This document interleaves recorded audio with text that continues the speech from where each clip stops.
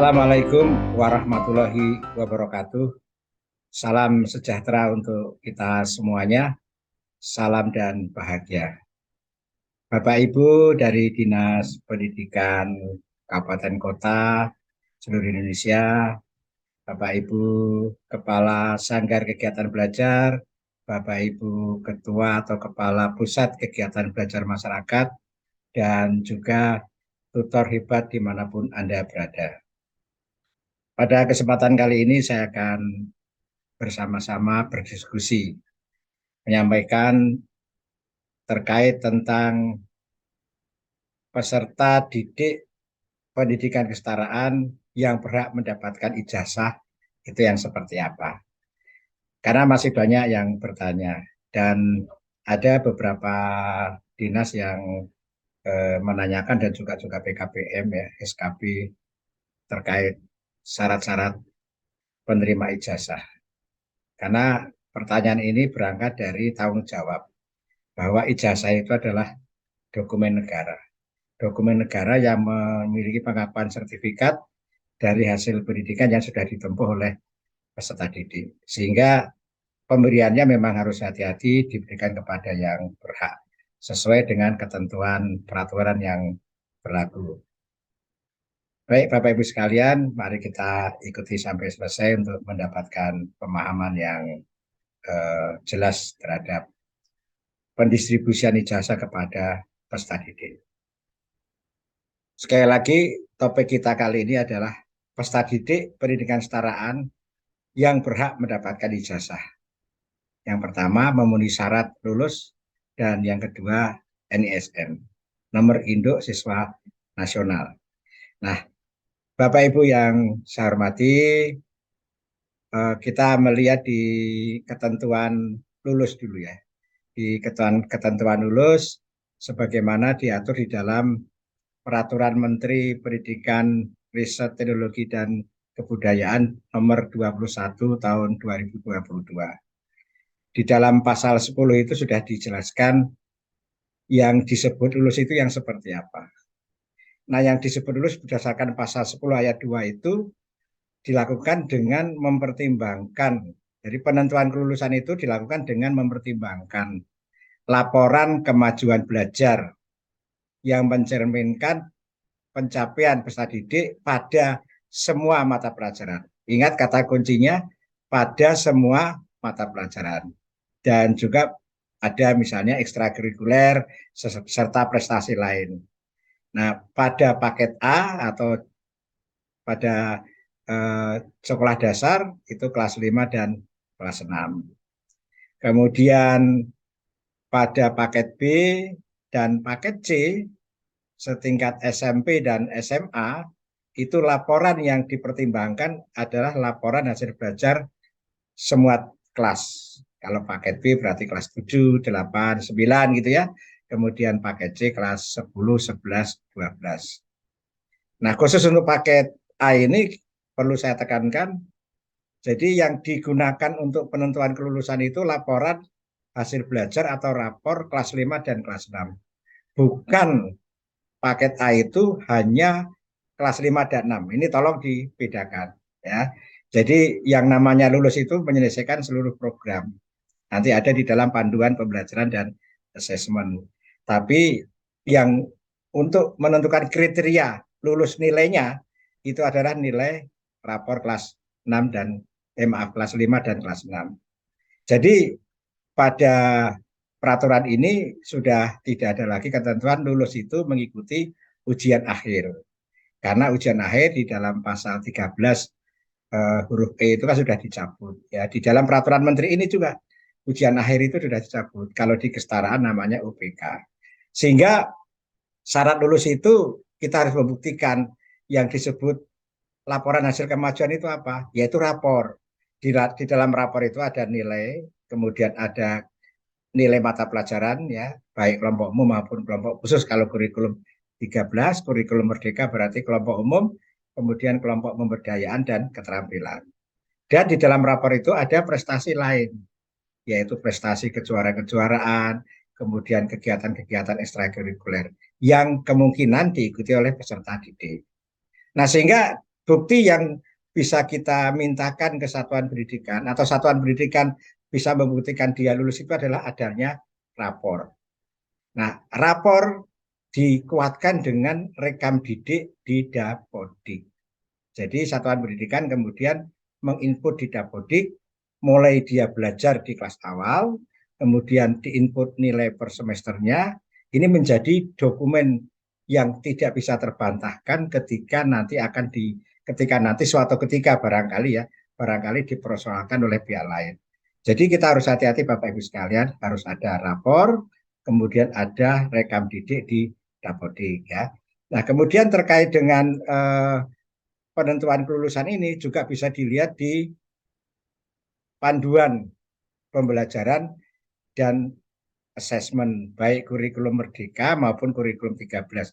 Karena tahun ini kan masih yang lulus masih menggunakan kurikulum Merdeka yang sebelah kiri ini. Jadi masih menggunakan kurikulum Merdeka, berarti panduannya menggunakan panduan pembelajaran yang di sebelah kiri yang berwarna coklat.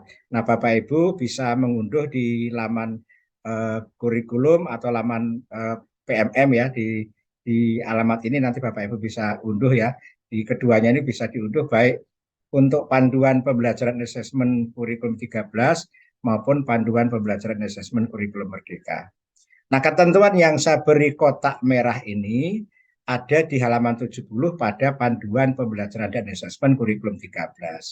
Kemudian di kurikulum Merdeka, di panduan pembelajaran dan asesmen kurikulum Merdeka ada di halaman 64.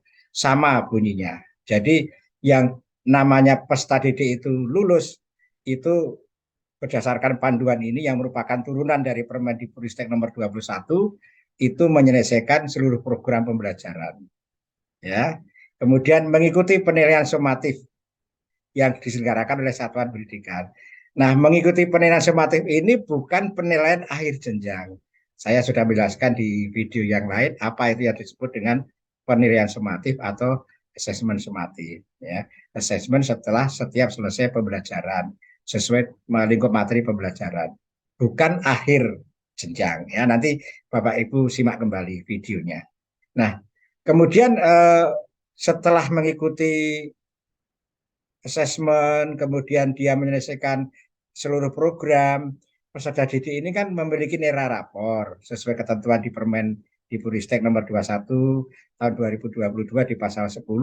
Nah, jika memang dia eligible dan memenuhi syarat setelah diverifikasi datanya memang benar, rapornya ada, di Dapodik ada, maka peserta didik itu berhak mendapatkan ijazah gitu. Dia punya hak mendapatkan ijazah.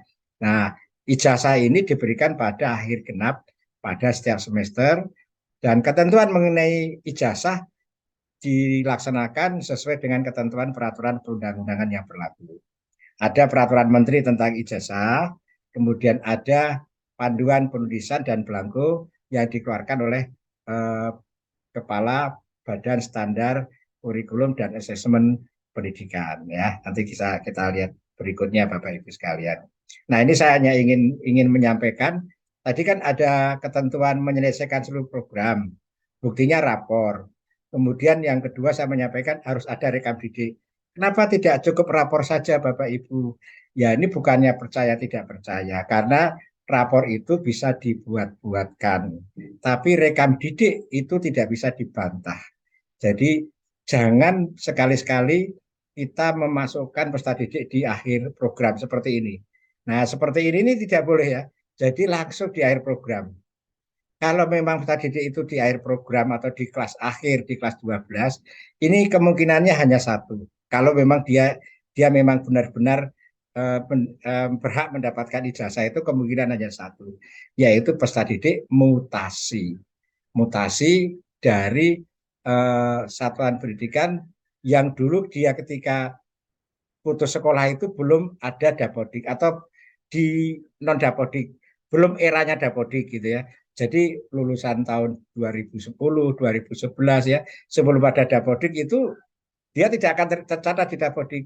Jadi kalau peserta didik itu putus sekolahnya di era Dapodik, pasti bisa tarik data ya dan akan tercatat di rekam didiknya. Nah, kalau datanya seperti ini dia bukan mutasi, maka tidak boleh. Ya, ini rawan. Rawan kalau nanti dipersoalkan pihak lain. Ya, kita itu kan biasa ya, lulusan paket C, kemudian akan mencalonkan diri menjadi calon kepala desa, calon legislatif, dan hal-hal lain yang kemungkinan sifatnya kontestasi. Nah, ketika sifatnya kontestasi, ada pihak yang mempersoalkan, kemudian dilihat rekam didinya seperti ini. Nah, pimpinan satuan pendidikan itu bisa dimintai pertanggungjawaban, dan juga dinas yang mendistribusikan ijazah juga bisa menjadi apa namanya saksi, atau mungkin mungkin akan dimintai pertanggungjawaban juga. Nah, karena apa? Yang mendistribusikan ijazah adalah dinas pendidikan. Nah, sehingga kita harus hati-hati Bapak Ibu sekalian ketika mendistribusikan ijazah. Tidak hanya melihat rapor, tapi juga rekam didik. Nah, yang bagus itu sini Bapak Ibu. Ini rekam didiknya bagus sekali. Jadi tercatat di Dapodik ya, tercatat di Dapodik, sehingga kalau ini kita berikan sudah aman. Aman, dan ini pasti dia punya NISN. Ya, ini aman. Tinggal raportnya seperti apa ya. Nilainya apakah memenuhi kriteria, kemudian presensinya gitu ya, kemudian prestasi lainnya seperti apa, kemudian satuan pendidikan meluluskan. Ini aman, yang seperti ini aman. Nah, kalau yang seperti ini saya kira perlu dicermati lagi ya, kita jangan gegabah ya. Nah, kemudian Bapak Ibu yang saya hormati, di dalam Permen nomor 21 tahun 2022 di pasal 11 juga dinyatakan bahwa satuan pendidikan itu menetapkan mekanisme penentuan kenaikan kelas dan kelulusan. Nah, penentuannya itu berdasarkan tadi panduan panduan yang diterbitkan oleh kepala unit utama yang membidangi kurikulum dan asesmen. Jadi panduannya itu ini Bapak Ibu, yang ini yang berwarna coklat dan berwarna biru ini. Jadi harus membuat mekanisme penetapan mekanisme kelulusan berdasarkan yang tertera di halaman 70 pada PPA Kurikulum 2013 atau pada halaman 64 pada PPA Kurikulum Merdeka. Nah, ini kemudian diuraikan di dalam penetapan satuan pendidikan. Di mana ditetapkan? Silahkan ditetapkan di dalam kurikulum operasional satuan pendidikan. Bisa satu alinea, dua alinea, harus ada ini penetapan ya, penetapan dari satuan pendidikan. Karena ini amanat amanat pasal 11 ya. Jadi subjeknya itu adalah satuan pendidikan, bukan dinas, bukan kementerian. Subjeknya satuan pendidikan. Apa predikannya? Menetapkan. Berarti ada produknya. Produknya yaitu penetapan berupa mekanisme yang dituangkan di dalam sebuah dokumen. Dokumennya adalah kita masukkan di dalam kurikulum operasional satuan pendidikan ya. Nah, oleh karena itulah Bapak Ibu, ini kan menjelang pergantian tahun pelajaran ya. Tolong Bapak Ibu satuan pendidikan nanti membuat kurikulum operasional satuan pendidikan, di dalamnya menetapkan baik kenaikan kelas dan juga kelulusan. Nah, ini sah untuk menjalankan amanat pasal 11 Permendikbudristek nomor 21 tahun 2020. Harus ada Bapak Ibu sekalian. Sehingga nanti kalau Bapak Ibu dipersoalkan oleh pihak lain, Bapak Ibu itu mempunyai legal standing yang kuat. Meluluskan dasarnya apa? Dasarnya adalah pasal 10 begini.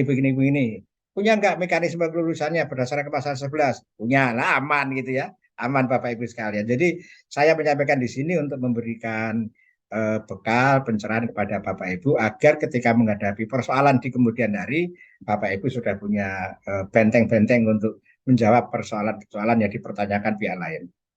Nah, kemudian Bapak Ibu sekalian, di dalam Perka Peraturan Kepala BSKAP nomor 004 garis miring H garis miring EP garis miring 2023 tentang pedoman pengelolaan belangko ijazah pendidikan dasar dan pendidikan menengah tahun pelajaran 2023 itu ditetapkan di dalam pasal 4. Ya, di dalam pasal 4 itu ditetapkan satuan pendidikan menetapkan kelulusan peserta didik sesuai dengan ketentuan peraturan perundang-undangan.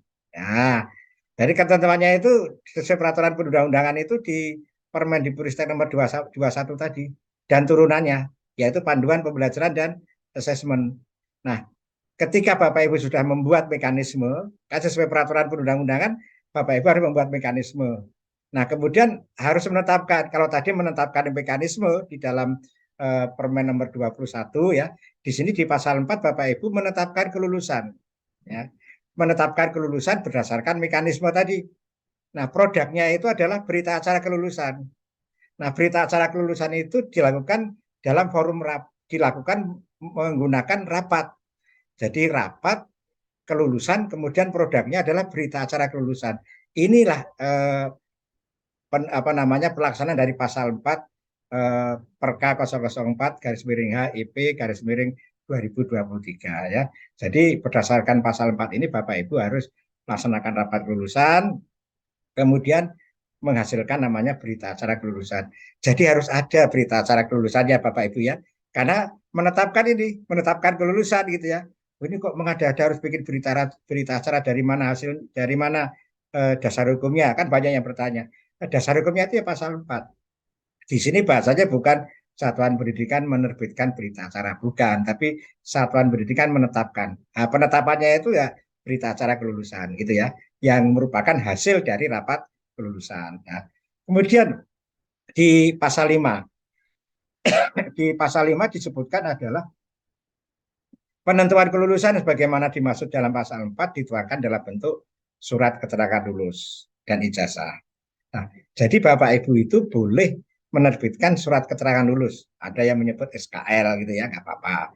Walaupun kadang-kadang nggak bingung kalau disingkat SKL itu dengan SKL standar kompetensi lulusan gitu ya. Tapi nggak apa-apa. Ada yang menyebut SKL, surat keterangan lulus. Jadi surat keterangan lulus ini juga ada dasarnya. Dasarnya adalah di pasal 5 Perka 004 ini. Itu ya Bapak Ibu sekalian ya. Nah, bagaimana berikutnya ini masih ada yang bertanya. Peserta didik belum dapat NISN, nomor induk siswa nasional, bisa nggak diberikan ijazah? Nah ini ada yang bertanya juga. Nah ini saya akan membantu menelusuri dari sisi regulasi ya, dari sisi regulasi. Nah kalau kita melihat peraturan tentang ijazah itu kan yang masih berlaku adalah Permendikbud nomor 14 tahun 2017 tentang ijazah dan sertifikat hasil ujian nasional. Walaupun yang sertifikat hasil ujian nasional ini sudah tidak diberlakukan lagi. Tapi mengenai ijazah masih berlaku Bapak Ibu sekalian. Di dalam pasal 5 disebutkan bahwa ijazah pada pendidikan non formal diberikan kepada peserta didik yang telah lulus dari program pendidikan kesetaraan. Di ayat 1 ini ya. Kemudian di ayat 2 disebutkan ijazah pada pendidikan non formal sebagaimana dimaksud pada ayat 1 memuat. Nah, ini yang pertama yaitu identitas peserta didik gitu ya. Jadi mulai dari Permen sudah diamanatkan harus ada identitas peserta didik di samping identitas satuan pendidikan, kemudian pernyataan lulus, kemudian yang terakhir daftar nilai mata pelajaran yang ditempuh. Ya ini harus dituliskan di dalam belangko ijazah itu. Nah, dari sini kita mengunci di identitas peserta didik, nanti kita lihat di dalam Perka ya, Perka kembali ke Perka lagi Bapak Ibu. Perka nomor 004 garis miring H garis miring IP garis miring 2023. Di dalam pasal 27 itu, di dalam pasal 27 dijelaskan mengenai penata usaha ijazah sebagaimana dimaksud dalam pasal 22, 23, 25.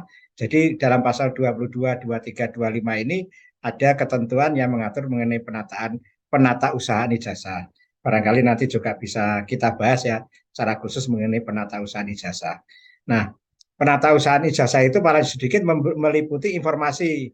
Satu, nama provinsi, nama kabupaten kota, nomor pokok sekolah nasional, nama satuan pendidikan, kemudian identitas peserta didik, penerima ijazah, dan tanggal penerbitan ijazah. Itu nanti ada belangkonya, belangko penata usahaan ijazah Bapak Ibu sekalian. Bapak Ibu nanti bisa lihat di dalam Perka 004 yang juga diperbaiki menggunakan Perka 008. Di lampiran 2 itu ada mengenai belangko penata usahaan ijazah. Nah, kemudian identitas peserta didik sebagaimana dimaksud ayat 1. Nah, ini kuncinya di sini Bapak Ibu. Jadi dari pasal 27 ayat 2 ini menjelaskan identitas peserta didik dari ayat 1 di pasal 27 dan juga menjelaskan di Permen nomor 14 tahun 2017 di ayat 2 huruf A ya ini. Jadi ini saling kait-mengkait Bapak Ibu sekalian. Nah, kalau kita lihat di ayat 2 ya, di sana disebutkan identitas peserta didik sebagaimana dimaksud pada ayat 1 huruf E ya ini ya, kayak yang ini ya, yang ini meliputi informasi satu nomor induk siswa nasional ya, nama peserta didik dan nomor ijazah gitu ya. Nah, ini Bapak Ibu sekalian yang bisa sampaikan ya. Jadi yang ini saja yang saya tayangkan ya. Karena kita akan membahas mengenai NISN ya. Jadi saya tayangkan ABC. Jadi nomor induk siswa nasional, nomor peserta didik dan nomor ijazah. Itu nanti yang dicantumkan di dalam format penata usahaan ijazah. Dan juga di dalam belangko ijazah itu tertulis nomor induk siswa nasional. Artinya apa Bapak Ibu sekalian? Artinya ijazah tanpa NISN itu menjadi bisa dipertanyakan. Seperti ibaratnya kartu tanda penduduk tanpa NIK.